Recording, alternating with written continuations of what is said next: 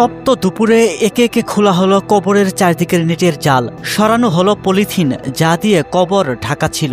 তারপর শুরু হলো কবরের মাটি সরানোর কাজ। কর্মযজ্ঞ দেখে মনে হলো কারো লাশ কবর থেকে উত্তোলন করা হবে, কিন্তু প্রশ্ন হলো কার লাশ কি জন্য উত্তোলন করা হবে? ঘটনার বিস্তারিত জেনে আসা যাক। আপনার প্রিয় কাপড়ের যত্নে এলো এনজাইম সমৃদ্ধ Arik silver wash detergent powder 500 গ্রাম মাত্র 70 টাকা। প্রিমার্ক। যার লাশ উত্তোলনের জন্য কবর খোঁড়া হচ্ছে তিনি হলেন মাদারীপুরের ডাসার উপজেলার সৈয়দ আবুল হোসেনের বড় ছেলে তুহিন হাসান। পুলিশ সূত্র জানিয়েছে, গত 31 জুলাই রাতে মাদারীপুর শিক্ষা প্রকৌশল অধিদপ্তর ভবনের ভেতর রহস্যজনক মৃত্যু হয় তুহিন হাসানের। পরদিন মাদারীপুর পৌর কবরস্থানে তাকে দাফন করা হয়। পরে প্রত্যক্ষদর্শীর বর্ণনা ও বিভিন্ন আলামত দেখে পরিকল্পিত হত্যাকাণ্ড বলে সন্দেহ হলে তুহিনের পরিবার আদালতে মামলা করে। মামলার বিষয়ে পরিবারের লোকজন বলেন, বৃহস্পতিবার আমার শিক্ষা ভবনে আমার ছেলের যে 5 তলা বিশিষ্ট ভবন কাজ ছিল, সেখানে আমার ছেলে কাজ পরিদর্শন করে রাত্রে প্রায় 10টার সময় যায়। সন্ত্রাসীরা তাকে ওখানে হত্যা করে।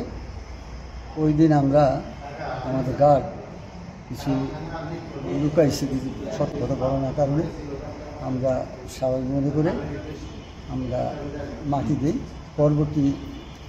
পরের দিন গার্ড বলে যে স্যারেকে আমার সামনে হত্যা করছে, আমি সব দেখছি। তখন আমরা আদালতে কেস করি, কেস চলমান আছে, 7 জন আসামি আছে। পূর্বে থেকে যারা আমার ভাইকে ওয়াচ করতেছিল, তার টাকা পয়সা যেহেতু ঠিকাদার বৃহস্পতিবার শুক্র শনি বন্ধ, সেহেতু ব্যাংকে থেকে টাকা তোলে 1 লক্ষ টাকা এবং বাসা থেকে 50,000 টাকা নিয়ে উনি বেরোয়ছিল পেমেন্ট করার জন্য, এবার পেমেন্ট করার জন্য।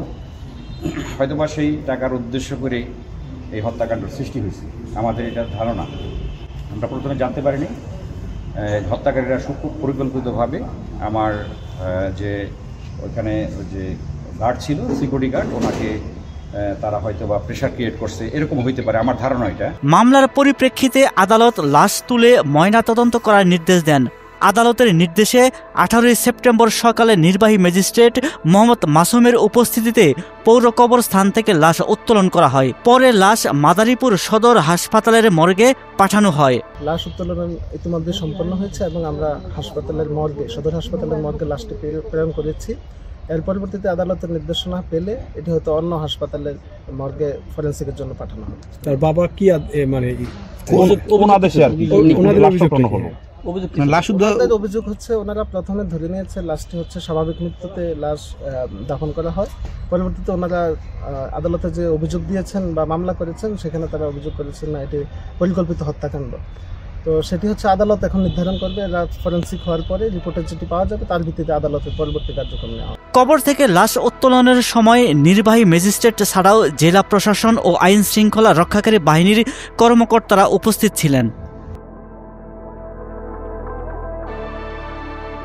আপনার প্রিয় কাপড়ের যত্নে এলো এনজাইম সমৃদ্ধ Arik silver wash detergent powder 500 গ্রাম মাত্র 70 টাকা। প্রিমার্ক।